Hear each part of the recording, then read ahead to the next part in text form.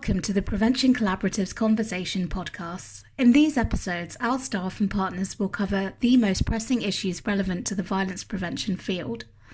Our discussions cover a wide range of topics, including feminism, poor mental health, sustainable funding, and much more. Stay informed and inspired within the prevention of violence against women and children space. Start listening to join the conversation today.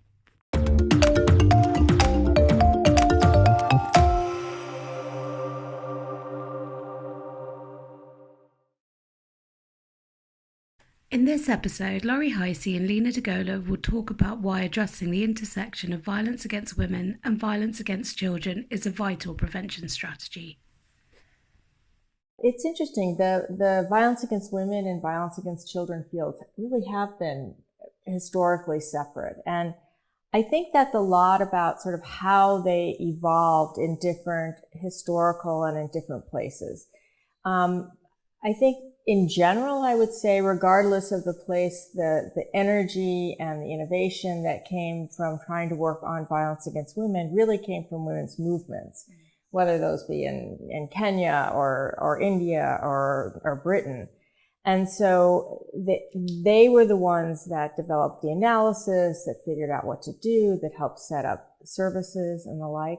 With children, it was a broader set of actors. So there were, in some place, for example, in the United States, what you saw is it was doctors that actually first started bringing the world's attention to violence against children.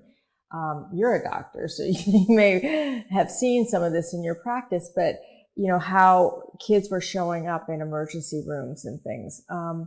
Elsewhere, it was part of the concern around children and children's rights in what happens to them in war and conflict situations, and how they could become victims of violence.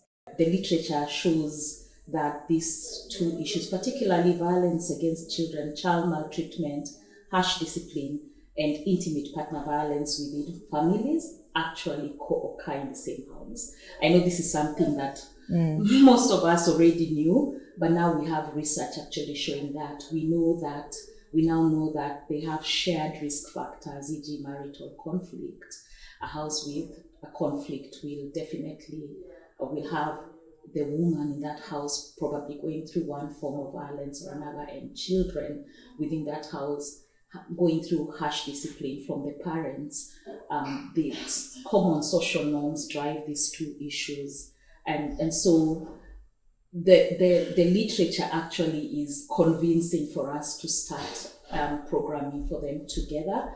And I think we are not saying that they still can't have independent work, but we need to look for spaces where they can synergistically use the limited resources to try and bring both forms of violence to an end or reduction. And, you know, I think another thing is that as someone who's devoted her life more on violence against women, it's become so clear, though, that if we don't deal with violence amongst kids, we are never going to be able to end violence against women, because part of what's happening is kids are exposed to violence in their childhood. They see this happening in their home. They themselves are abused. They live in communities sometimes where there's violence, and that actually puts you at increased risk of repeating that pattern. And that's partly because of trauma, and it's partly because of just sort of learning that that's how people are resolving conflict. They use violence, and it becomes sort of normative. So we need to intervene both for their own safety, but also as a strategy, a long-term strategy, to make sure that the next generation that's growing up is growing up differently enough that we see less violence repeated over time. So currently at the collaborative we are trying to advocate and influence for working at the intersections of various spaces. Our work, a lot of our work is concentrated on capacity strengthening and working with practitioners as our key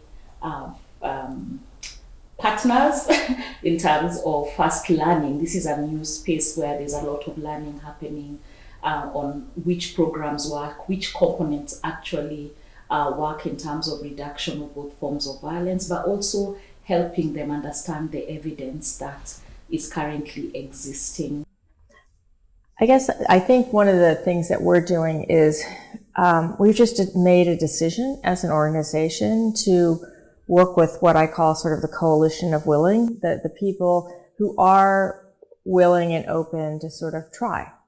And there's quite a few points of tension, and I think women's groups and feminists are concerned that if you start to talk about children, that the focus will go all onto the children, and we've seen that. I mean, it's not an unfounded fear. The children groups are also, concerned that the feminist groups don't take such a strong kind of safety and protection stance, because again, it's appropriate. They're dealing with adults, but so you have these kind of different ideological frameworks, and so I think it's trying to get people talking to each other and finding those people who are saying, okay, well, there are these reasons, but let's see what we can do together, and let's see if we can build some trust about how to do this well.